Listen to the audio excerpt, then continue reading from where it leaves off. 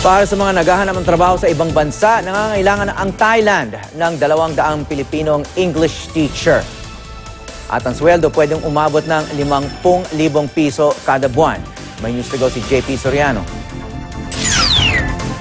8 taon ng English teacher sa bansa si Kevin.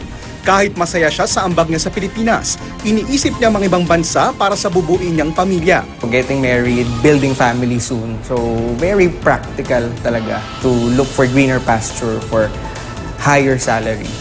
Ipinagdarasal ni Kevin na mapasama sa 200 Pilipinong English teacher na kukunin ng Thailand Ministry of Education. Magtuturo sila sa primary at secondary students ng mga pampublikong paaralan doon.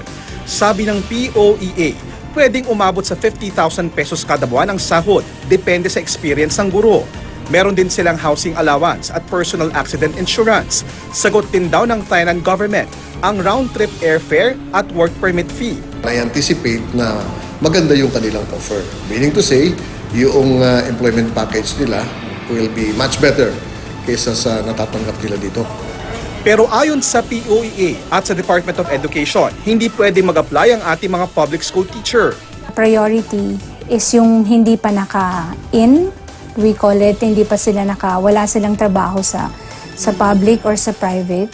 Sa ating public, pero nakalagay doon sa ating MOU na hindi sila kasama dahil at the moment, they're currently employed. Nilinaw rin ng DepEd na ang trabaho ay para lang sa isang school year. Ayon sa DepEd, ang mga aplikante ay dapat nagtuturo ng English, pasado sa licensure examination at English proficiency tests. Mga Pilipino rin ang pinili ng Thailand dahil sa kalibre raw ng mga manggagawang Pinoy.